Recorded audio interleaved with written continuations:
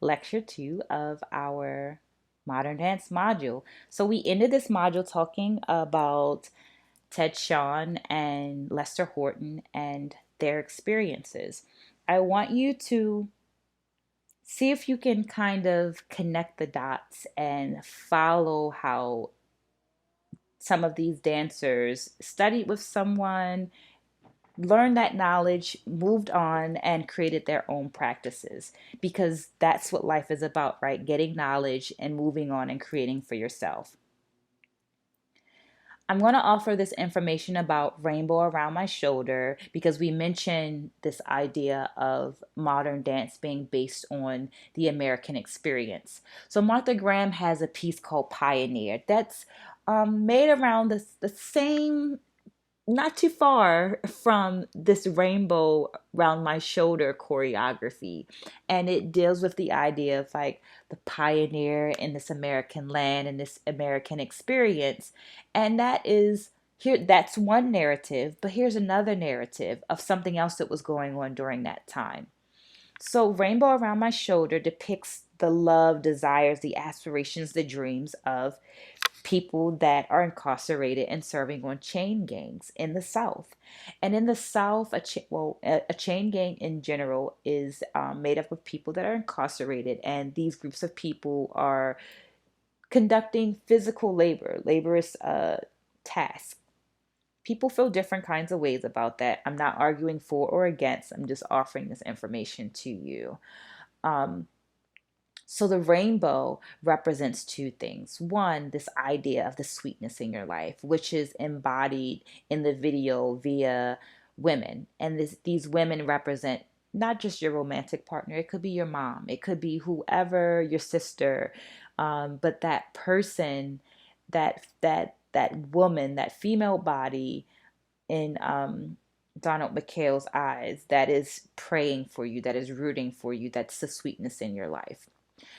The rainbow is also a very tangible thing. It is the thing, it is the rainbow that is made when the tool that they're using cuts through the air. It's a spectrum of light. So similar to how in the Ashanti Henny, that cool is both him, the Ashanti being cool because he's covered by the umbrellas and his body is allowed to stay cool, but also the movement. This rainbow represents both the metaphysical and the tangible, the idea and the tangible thing.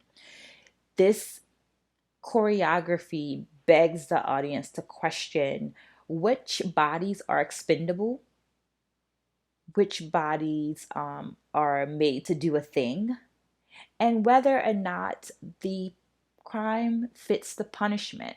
So, coming out of the Civil War in America, we see a growth in the number of incarcerated people.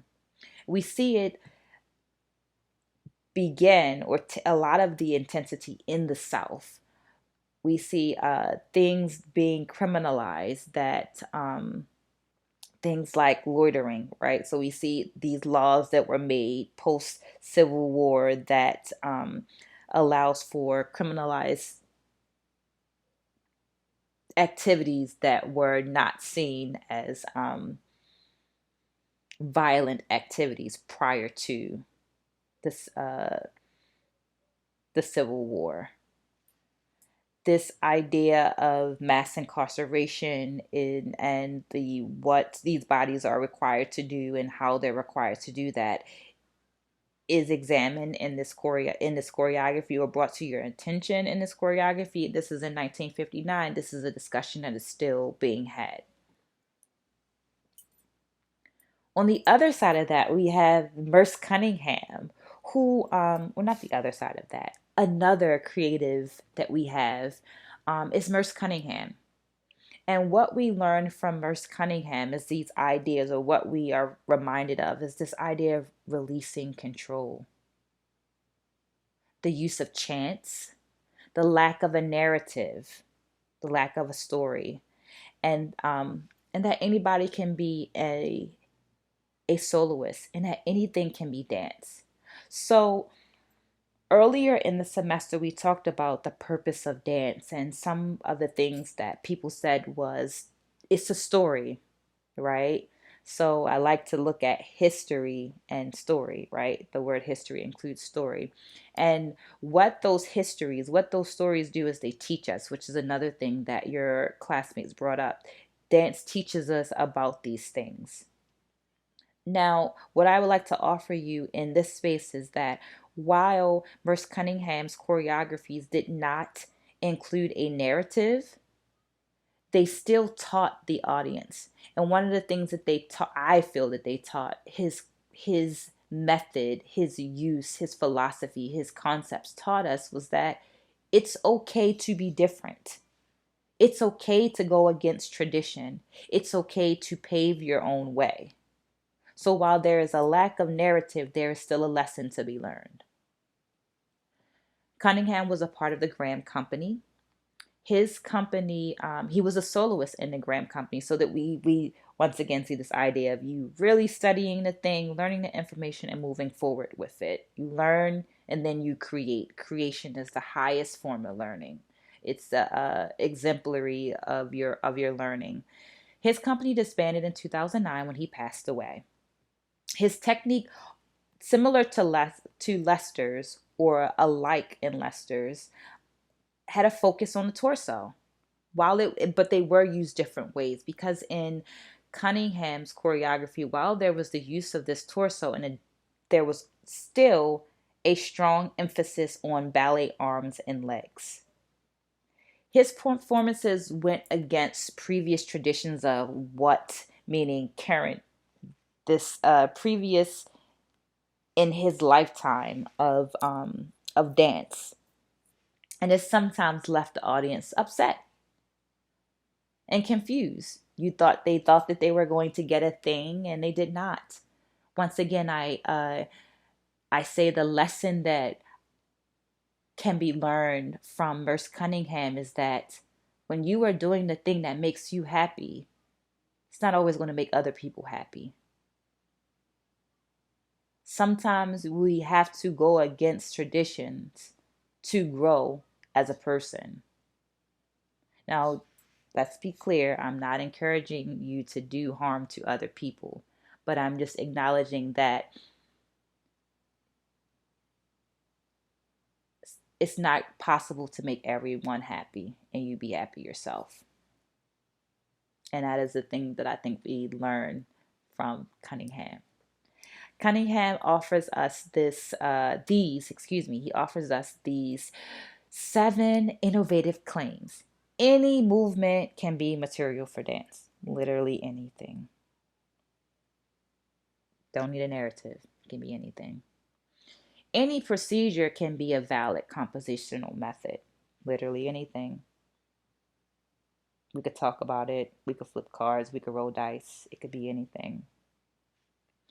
Any body part can be used. Literally any body part. It could be your nose. You can dance with your nose. Take some focus, but you could do it. Music, costume, decor, lighting, and dance have their own logics and identities. Whoa, that sounds kind of similar to a period in the ballet world. Was it that court dance, ballet at court, where these things had separate identities? Or was it the ballet d'action? Think about that. Number 5, any dancer in the company might be a soloist. So once again, this is a revolt from the ballet, from the classical ballet, because in the ballet you have the corps and you have the soloist. You have to earn that right to be a soloist. Everyone can't be the soloist unless you're in Cunningham's company or in his mind of thought. Any space can be danced in, but we knew this already, because some of us danced in the kitchen or in the hallway or in the car. We don't need a proscenium stage to dance. Not all dancing happens on a stage. Dancing can be about anything, literally anything. But fundamentally, it's about the human body and its movement. But once again, we knew this, right? Because we've talked about this.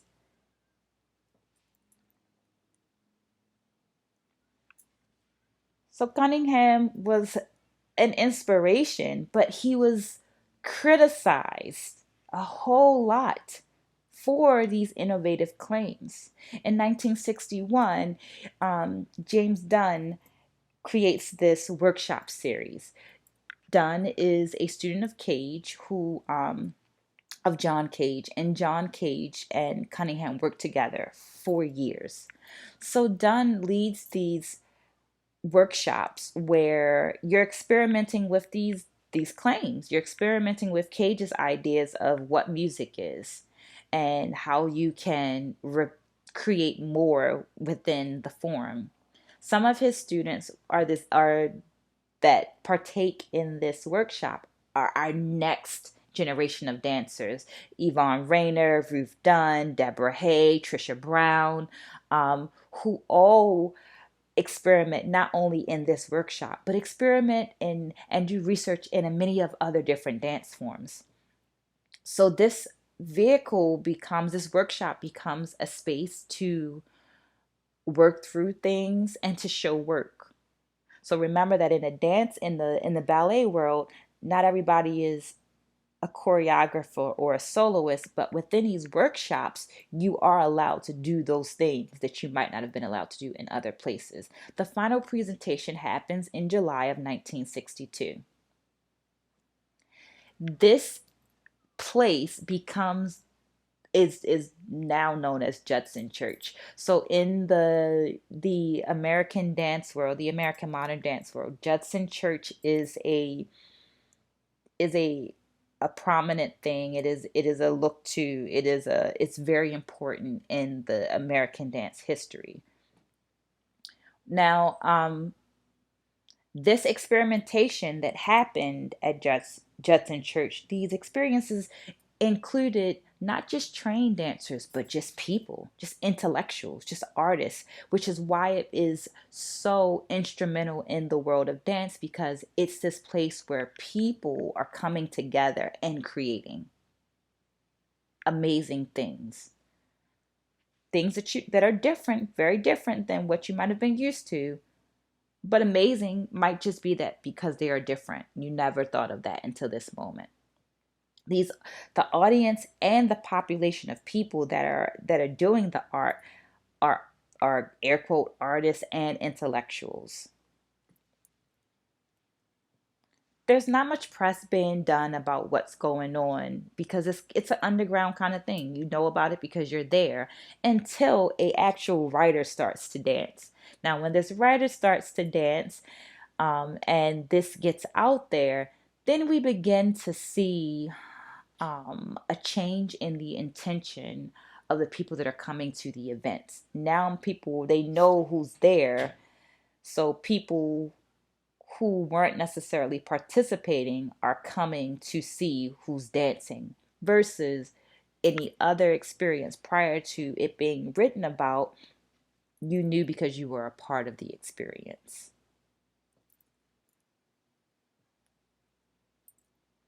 As this experience at Judson Church continues to be what it is, we now begin to see the development of commissioned funding for arts in a different kind of way. Commission and funding for dance and technology.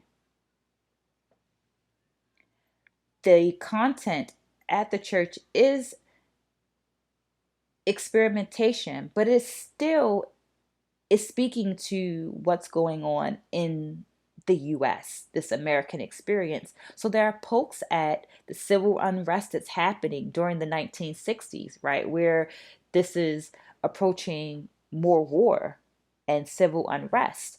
This is speaking to the uglies in society.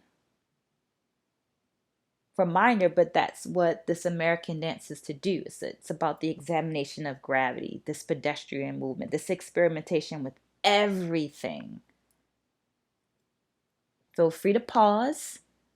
As I mentioned in the last lecture, These lectures are a little longer now, right? They're a little closer to a half an hour, but they're still shorter than what it would be if we were sitting in class, right? Because in class, it would be longer than that. But feel free to pause because we're going to shift and speak about someone else. Pause if necessary. If not, let's keep it going. We're coming back to Catherine Dunham. She was mentioned earlier in the slides, but I want to talk to her. I would love to talk to her. I want to talk about her because not only is she instrumental in the world of modern dance because of the codified technique that she creates, but she's also given a lot of credit for the jazz world. So once again, the world of dance, these worlds of dance are not a linear thing. It's not a dance history that starts millions of years ago and follows a trajectory of one line. No, there's circles and there's branches off of the main road that become their own roads and their own highways. So Catherine Dunham does connect to the next module in our jazz unit. She once again is as a doctorate of anthropology, so she is Dr. Catherine Dunham. Her research aided in giving credit to vernacular dances. So vernacular dance, that language of a culture, right? So we're not going to think of othering, thinking about, wow, oh, that vernacular dance is happening over there. We're going to think about the vernacular dance that's happening here in the U.S.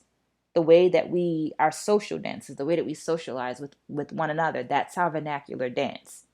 So that is whatever movement that you would do if I turned on the radio right now. That's the vernacular dance of the U.S.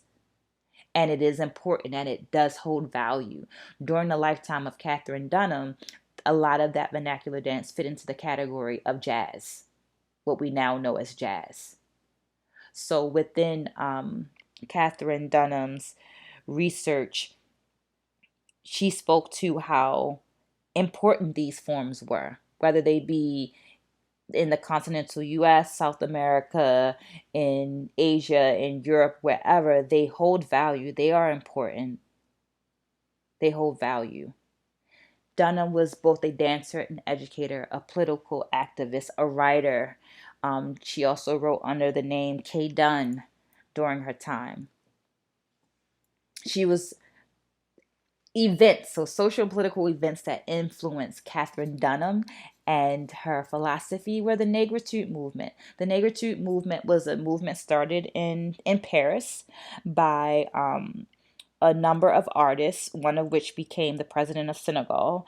And it was this idea that when we look at our culture, specifically that of African culture within the Negritude movement, there is information to be gained, and that information that can push us forward in the development of our community.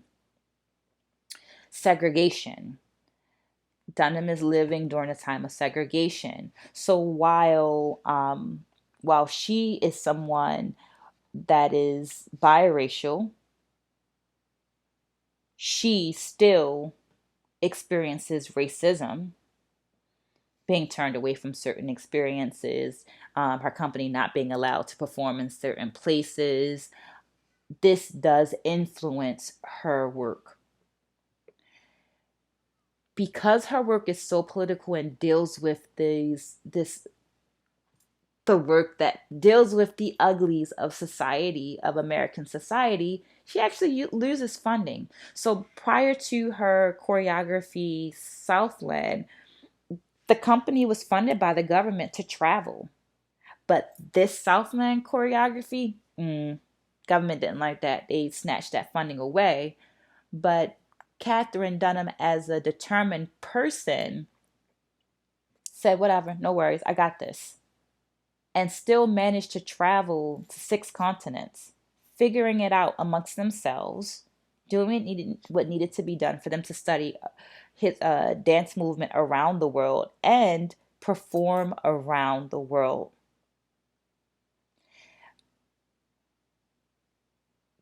I was talking to the librarian, a librarian in New York I'm sorry, not the librarian, one of the librarians in the Library of Congress, and she mentioned one of the most amazing things to her in the library was to look at Catherine Dunham's FBI file and then her medals, right? Because she receives these medals of honor. So this idea of good trouble.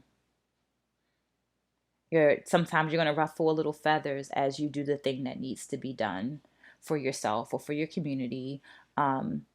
So while there's this wonderful technique that she offers, there's also some trouble that was made in the development of that. So Catherine Dunham has a technique, a codified technique, and it's based on that research, that anthropological research, that understanding that there is the movement, but the movement is the tip of the iceberg. There's so many things under that movement. This codified technique began in around the 1940s and has been taught and growing for many generations. It includes American vernacular dance, modern dance, classical ballet, as well as experimentation, exploration, and research in dances of Cuba, Brazil, Jamaica, and Haiti.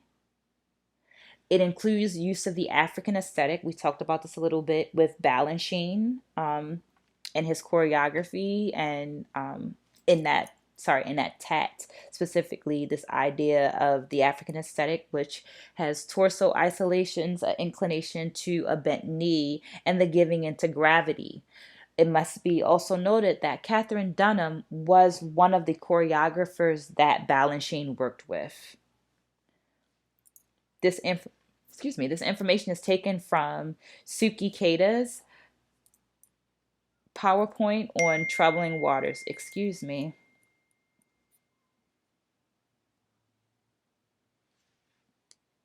I am a mother. I've explained this before. So while my phone is off, my ringer is off, and it is on do not disturb, my children are listed as my in my favorites, so that if there's an emergency, they can still get through. So I do apologize, but I think that it would be a waste of time and energy to go and do the entire lecture over just for that little blurb of my daughter Aya texting me. So I'm going to move on. I do apologize, but please let's move on.